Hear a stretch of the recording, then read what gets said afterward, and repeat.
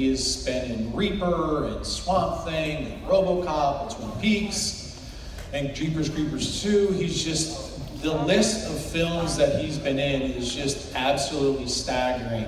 Ladies and gentlemen, Mr. Ray Wise.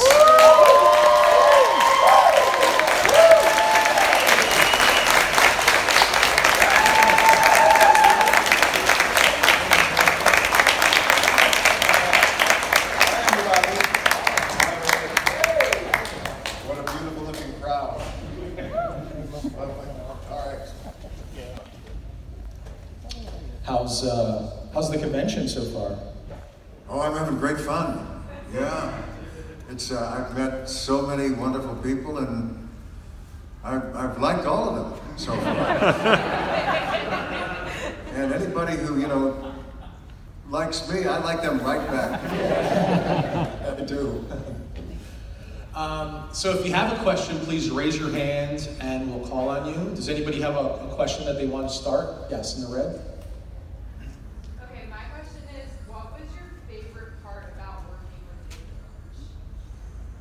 My favorite part?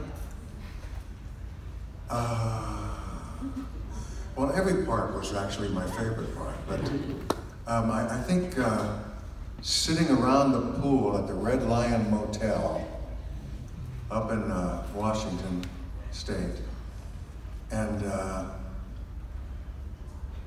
just talking with David and joking, and he looked at my wristwatch and he said, "Ray, that's a great wristwatch." I said, no, would you like it, David? He said, no. I was going to give him my wristwatch. And now I wish I had. Ray, I'm going to stop you right there 1 second. Yeah. Ladies and gentlemen, the creeper himself, Mr. Jonathan Breck.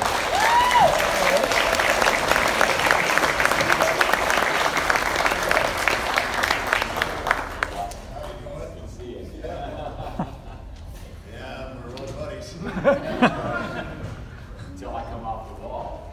I hope that's all. Yeah. I hope that happens too. I hope it happens, yeah. Ray, did you just want to finish what you were talking about? I'm sorry. Oh, no, I was finished. My favorite part of my little conversations with David, he's a wonderful guy to have a conversation with. And I remember when I auditioned for him, which wasn't much of an audition, I just came into the room and he was sitting there, and we started talking about our first cars. His was a Volkswagen Beetle, I think, and my first car was a 1960 Alfa Romeo convertible that I saved up $1,100 to buy. And where do you go from there after Alfa Romeo convertible? It was a real chick magnet too. I had the greatest time in my senior year in high school, just driving that car around. And then it stopped on me shortly thereafter.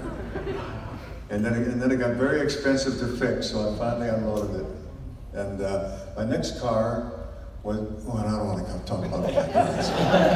Who wants to hear what his next car was? I'm kind of curious. Yeah, here we go. Okay, it was a blue Plymouth Fury convertible. Yeah, I love that car. And then the one after that. You, sir, have lived. My first car was like a broken down 3-wheel Pinto, so it was not good. A Pinto? Not a chick magnet, might I add, at all. How about you? What was your first? Oh man, an El Camino. Remember that? Yeah. It was like a car, looks like a truck kind of thing, Love El Camino. I did have a stint with an Alfa Romeo though. Did you? Actually too, yeah. It was a chick magnet. I can affirm that. So. Yeah, the new ones look pretty good too. I may try that one again. The problem was it was so small. It was totaled in a parking lot. I mean, it didn't make anything. It was like a 20-mile-an-hour accident. It just totally rearranged the front. That was the end of my Alfa Romeo. Yeah. So. Well, I guess maybe we should answer other questions. Yeah, exactly. Yes, right here in the front, yes. So this is for Ray. Yeah. You are just such a down-to-earth, sweet guy, and when it came to the scene when you killed Maddie,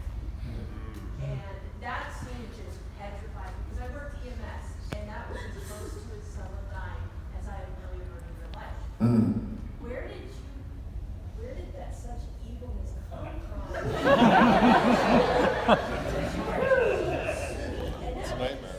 I have no idea where it came from, because I'm not like that at all. But I really had to psych myself up for it, for that whole day, because poor Sheryl Lee, who played Maddie, she got killed by 3 different people that day. One was Richard Beamer, who played Ben Horn. One was Frank Silva, who played Bob, and then me.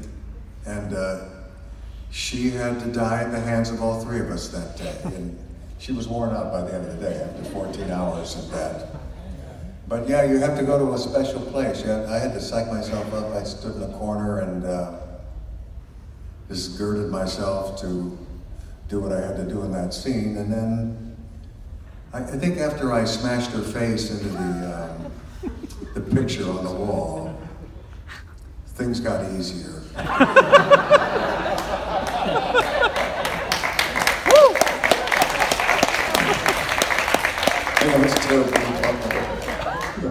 That's right.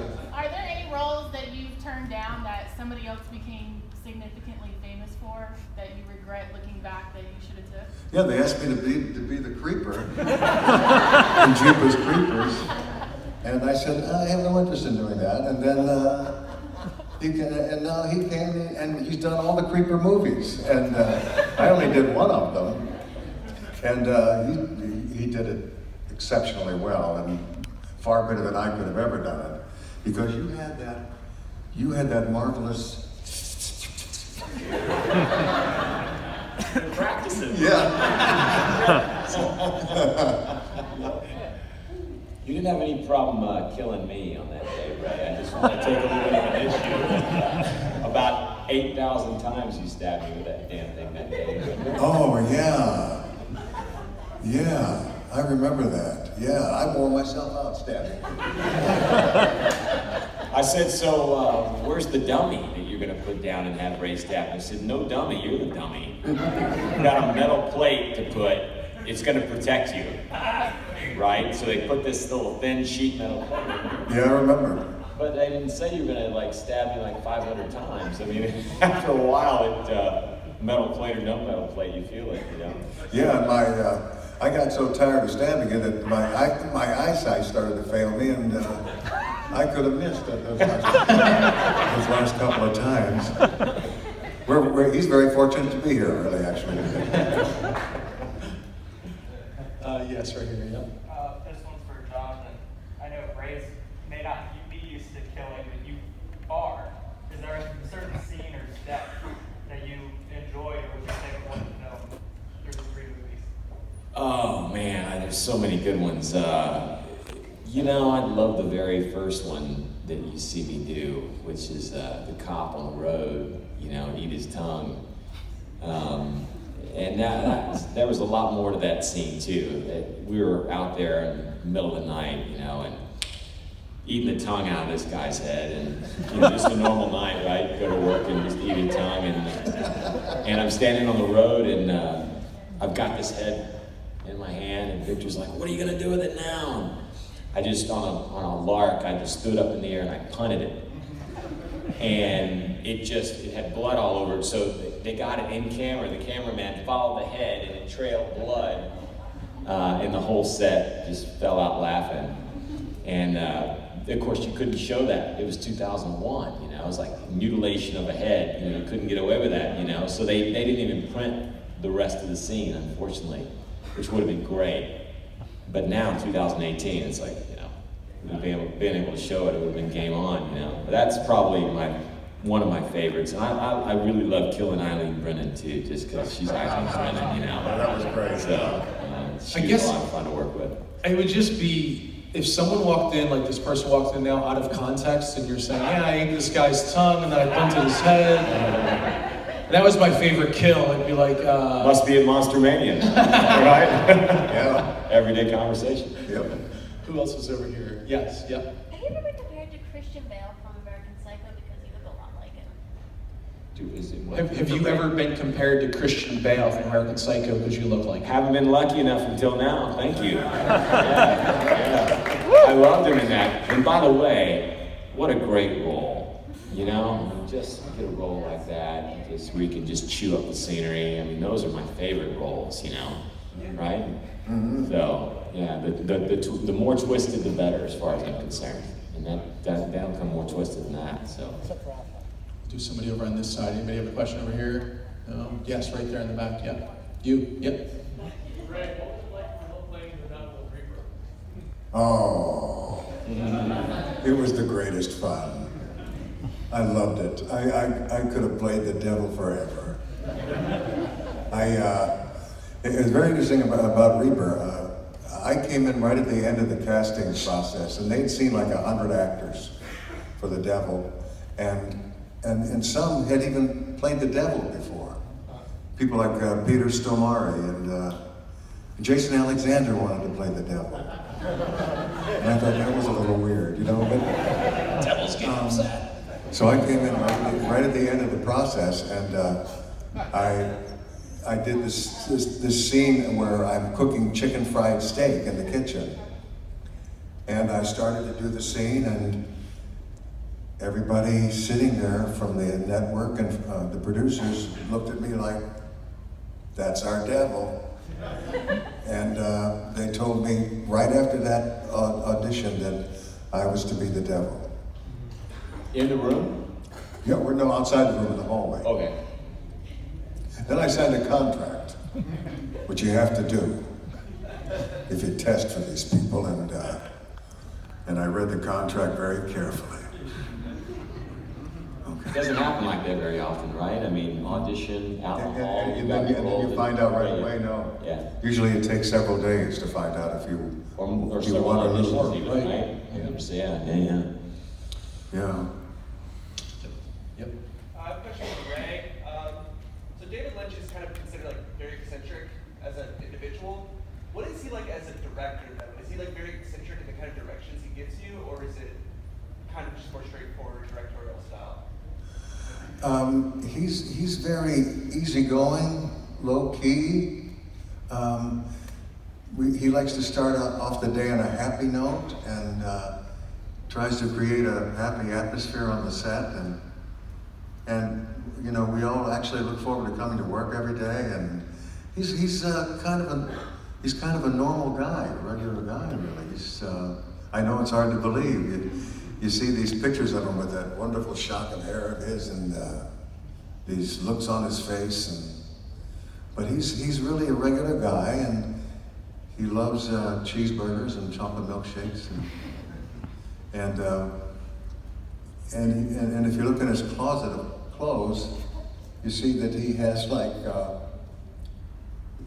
about 10 or 12 of the same sport coat. And then like 10 or 12 of the same pants. He likes to wear that baseball cap he has. I think it's like a yachting baseball cap. And he's just a creature of habit. He loves to meditate. He loves meditating.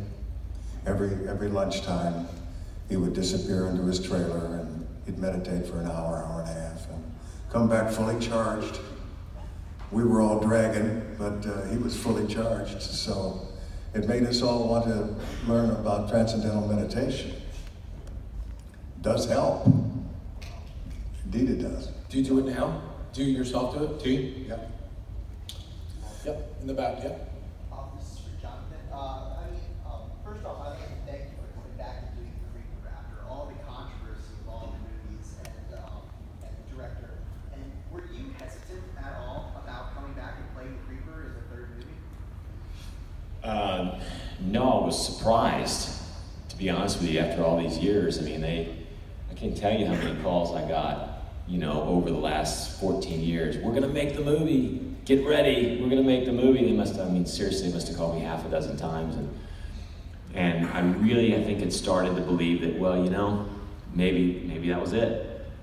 And of course that's, you know, when I got the call, and didn't really even believe it until I was on the plane. Not even until I was really on the set, you know, on the day. And I just looked over at Victor and I was like, we're really gonna do this? It's like, yeah, we're really gonna do this. But more to your question, I was just more excited than anything else. I felt like we kind of had unfinished business. There was a lot more that I wanted to do with the character. And I was anxious because it'd been so long. You know, I was like, am I gonna remember? You know, is it gonna come back to me? Crazy thing was, you know, I put that costume on and man, I was back. You know, it didn't take anything, it just, it's like it was still in me.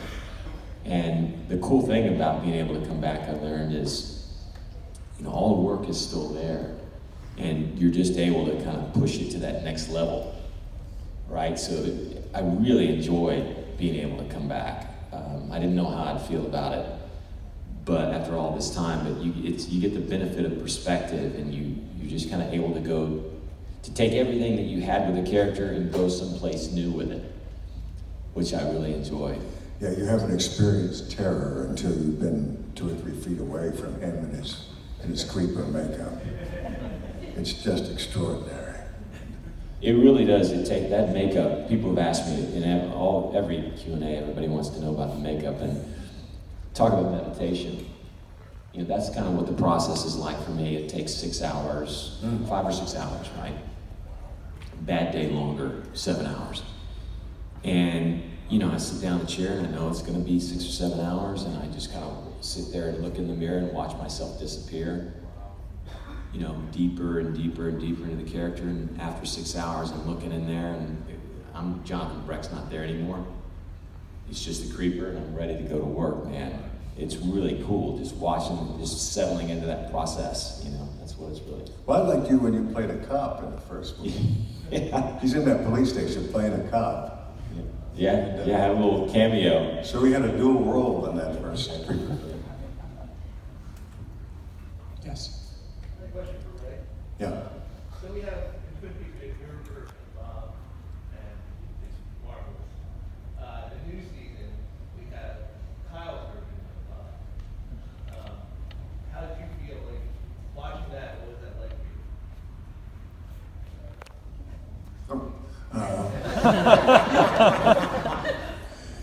I thought it was interesting. Yeah.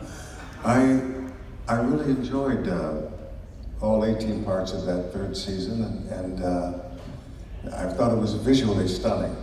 And I thought Kyle did a yeoman's job playing all the different personalities. And but my only disappointment with the whole thing was that I wasn't in it more.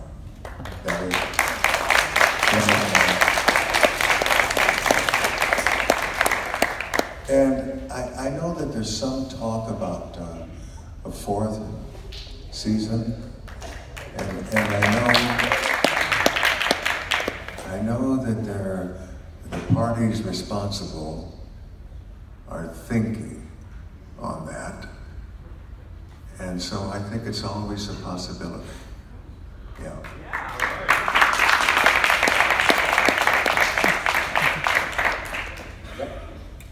A follow-up to that, it doesn't contain spoilers, so hold your ears peeled. But when did you know you were the one? Oh, Did you sign up for it, or was it like someone? I didn't know I was the one until that reveal scene when I look in the mirror and I see Bob. Not till then. Then I killed Maddie right after that. You know? And, I didn't know until then. Well, actually, the day before, when I sat down in the room with David, and I walked into a room. I got called by David and Mark to come meet with them, and I walked into a room that had no furniture in it. There was just a lava lamp in the corner. David Lynch and Mark Frost and Sheryl Lee are all sitting on the floor, cross-legged, and Richard Beamer and I, Ben Horn, came walking in and sat down with them, cross-legged in the dark, staring at the lava lamp. And the first thing that was said was David leaning over, putting his hand on my knee, and he said, "Ray, it's you?" it was always you.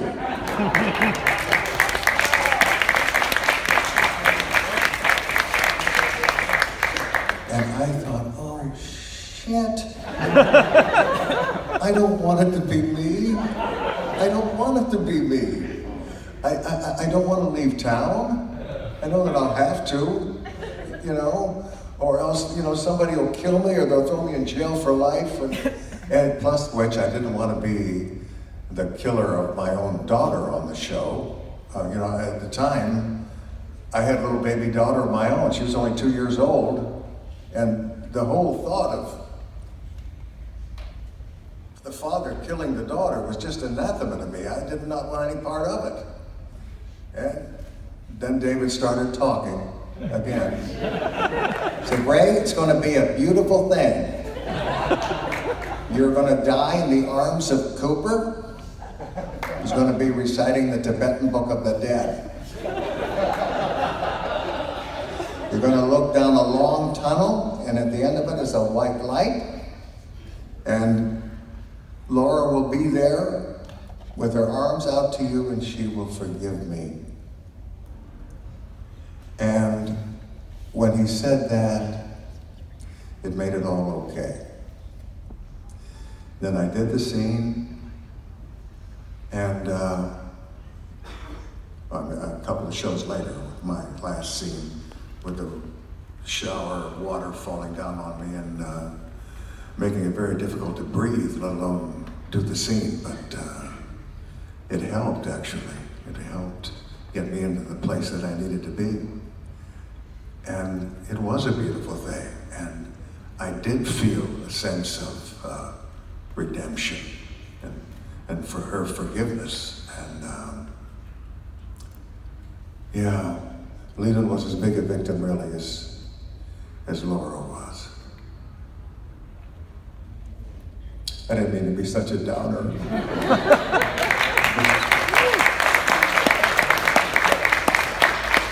I still get it still breaks me up a little bit, you know, and I get chills when I think about it sometimes, and I haven't felt that way since, really, and everything else I've done. It was a special moment in time. Yeah. All right, thank you. Ray, how did it come to be that Leland would sing multiple songs from the 40s and 50s, these standards? How did they know that you could sing, and why did those songs get chosen? They know that I can sing. I'm not sure how they knew that I could, but then they gave me that first song, and then all hell broke loose.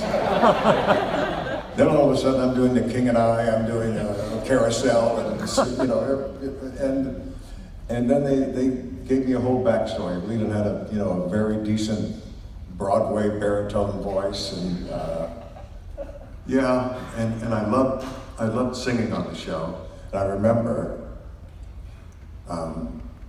in the hotel bar singing to Richard Beamer, Getting to Know You.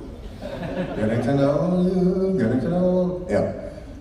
And Piper Laurie was sitting at a table watching me, dressed as that Asian man. Yeah. And so David comes up to me and he says, now when you see Piper, you don't know who she is, because she'll get very upset. So after I sang that song and I walked by Piper's table, I had to pretend like there was an Asian man sitting there. Although I know that's Piper Laurie. She wasn't fooling me for a second. But I had to pretend that she was an Asian man. One of the little known stories about Twin Peaks.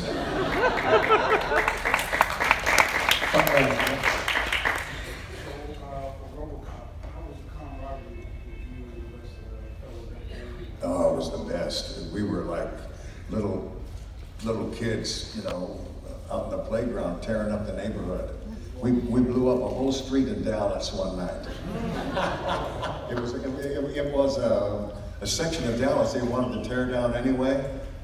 So there were all these stores, all empty of course, and we could blow them up and smash into them and break their windows and do whatever we wanted, set fires everywhere, and they said they were going to tear that section down. Well, it's still there to this day. They didn't tear it down, and I don't think it's a very nice section of town anymore. So anyway, we were like kids. We had these big 50mm guns, and just blew the street up. Yep. Hey, Jonathan, at what point were you trusted enough to create more improv for the character? Like, did they ever allow you to have more creative freedom to portray that character? And at what point did that happen? Really right from the very beginning. Oh, really? Yeah, really, I don't know if anybody got the chance to see my audition. They actually, from what I hear, they put it on YouTube.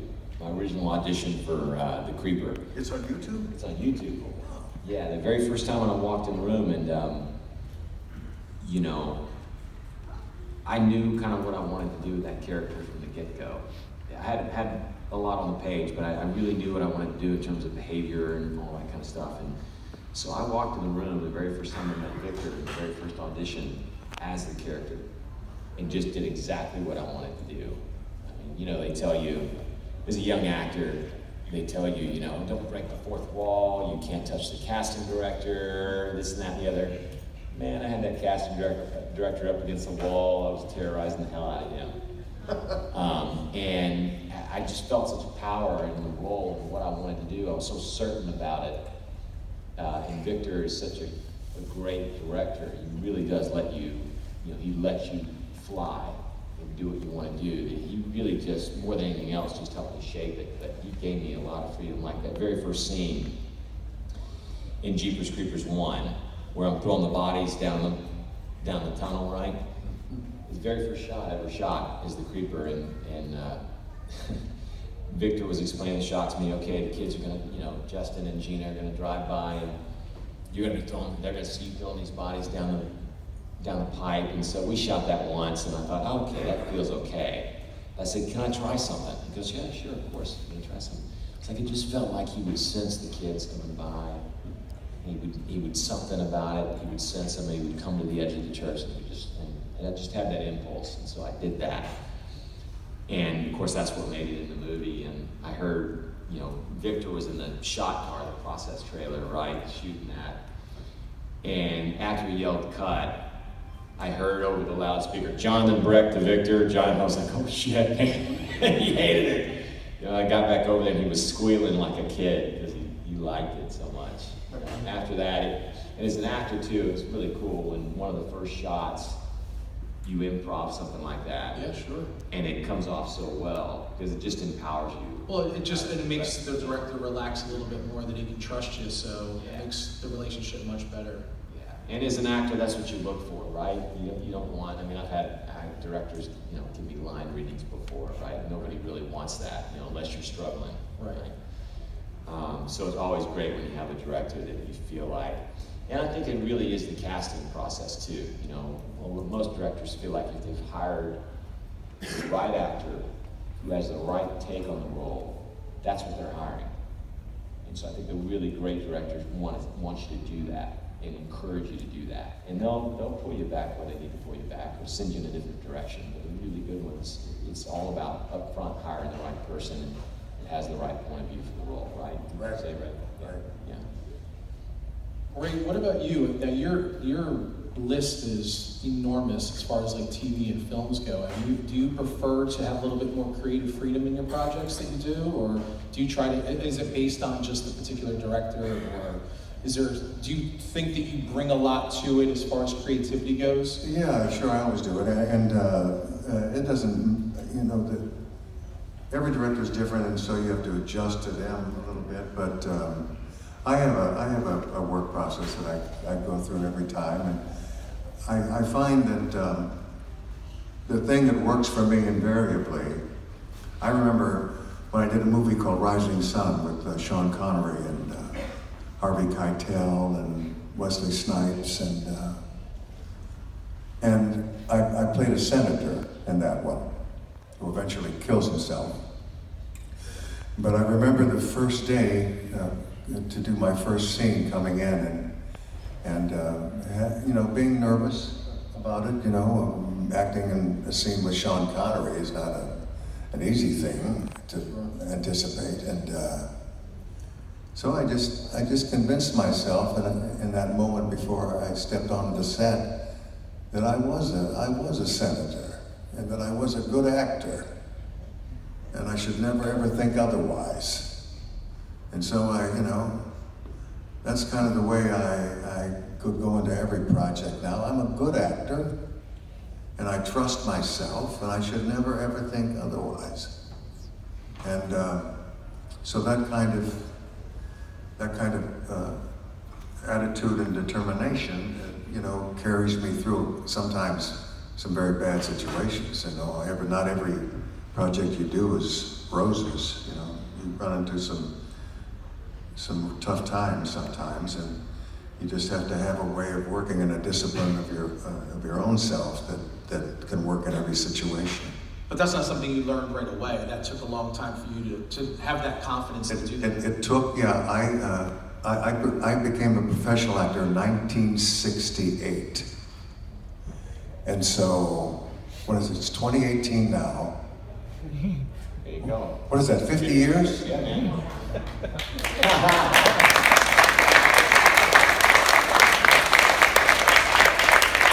That's how long it took, 50 years. And you know what? I'm still learning. I'm learning. Every time I go out, I'm learning something new. And I think probably when I reach that day when I drop in front of the camera for the last time, I'll maybe know what I'm doing completely 100%. I don't know. You are going to drop in front of the camera, aren't you? He is. Yeah. All the way in the back. Hi, I have a similar question for both of you. For Ray, if you had not been cast as Leland, what other character and Twin Peaks would you like to have been cast as and why? For Jonathan, if you hadn't been the Creeper, what other horror monster or killer would you have liked to be alive? Oh, You take that first, buddy. yeah, go for it. I thought that I was going to be going up for the part of Sheriff Truman. Yeah, I was all set to play the sheriff. David changed all that without having me read for either one. He saw me as Leland Palmer in his mind. And I thought, Leland Palmer, wait a second. I had to look back at the script that was called Northwest Passage at the time. That was the title of the show. And Leland Palmer, wait a minute. Okay, he finds out his daughter has been killed, and he cries. Oh, he goes to the morgue to identify his daughter's body, and he cries. He's in his daughter's bedroom while the deputies search the room, and he cries. I thought, all this guy all he does is cry. But therein lies the challenge, you see. There are different levels of grief and different levels of crying. And I had to make them all different and wonderful at the same time. And so that was the challenge of playing Leland Palmer. And then they started writing outrageous things for me to do. Falling on caskets and dancing with myself. I loved all of it. Loved all of it. Anything Jack Nicholson did. His role was Shining. I mean, come on, man. You know, that would have been amazing. I would have loved that. So I know it's a stretch, but yeah. That's it? That's it. Simple answer. Yes.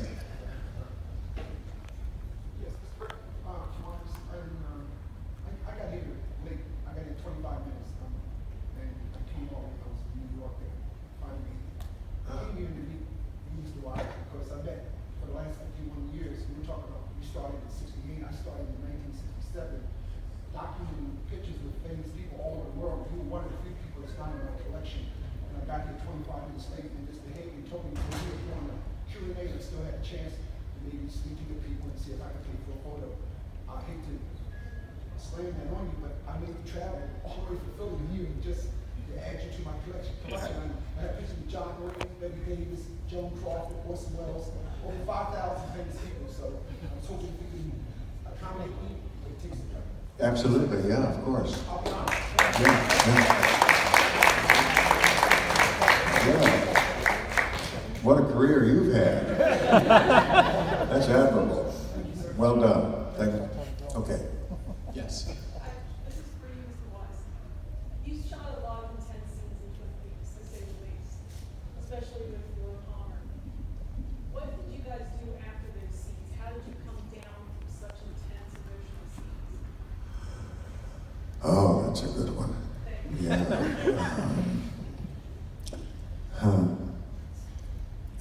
Various ways. You never did. Unfortunately, we shot most of Twin Peaks right in San Fernando Valley, on a little studio on Balboa Boulevard. And I was able to drive home every night and sleep in my own bed and be with my wife and my 2 children, and they helped me go through the thawing out process. So it never got to me so bad that it stayed with me for any length of time. But there were some difficult moments when, it is hard to come down sometimes from what you have to do. And alcohol, I find, is a great and in particular, vodka is very helpful in those areas, I have to say. Yes. This is a 2-part question. Do you ever find yourself being typecast, and is there a desired role that you sought out? Like, I know every actor has that one role that they've always wanted to play that you've tried to audition for. No, why don't we ask both of you guys? That's actually a good question. You want to go? Yeah, go ahead. Well, I don't really think I've been that typecast, although I have played a lot of baddies, but I've played some goodies too. I made a film in 1984 called The Journey of Natty Gann for Walt Disney, and Saul Gann was a good man, and so typecasting, I don't even think about that, really. It just, if it's a role that I want to do, I'm just going to do it, and I've played all kinds. I've been generals and presidents and vice presidents and lawyers and doctors. I once played a doctor who used the same set of x-rays for 400 different patients.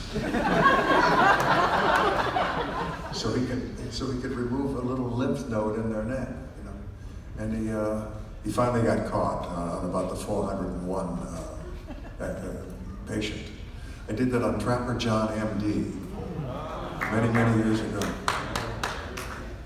So yeah, I've played a variety of different roles and professions and different people with mustaches and wear glasses. Yeah.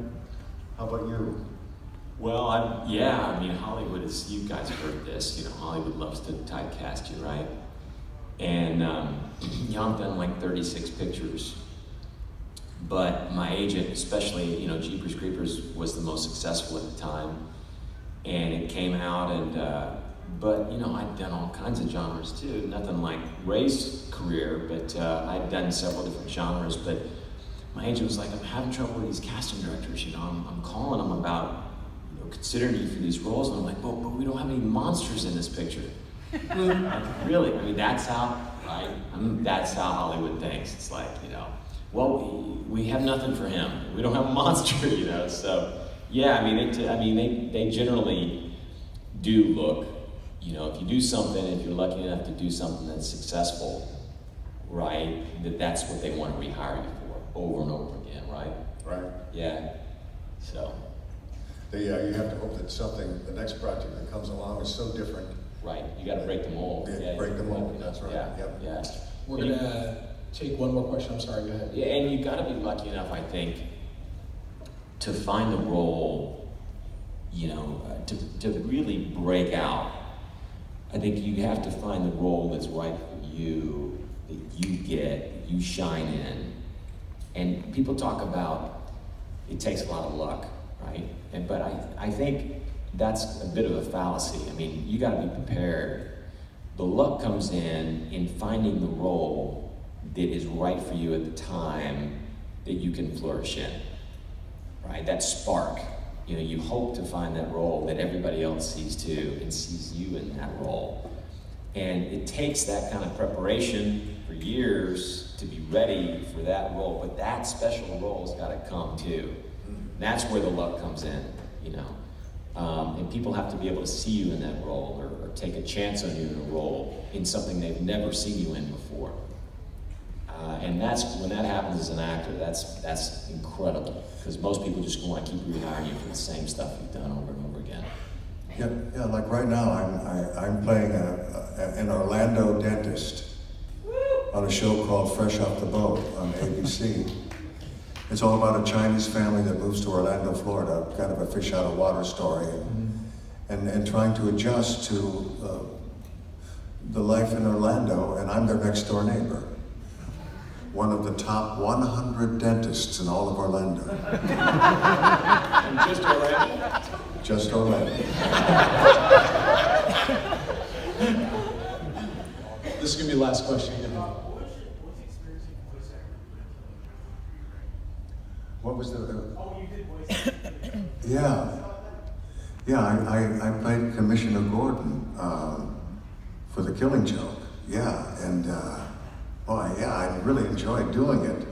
But of course, he gets all beat to hell in that movie, and most of my vocal work was the.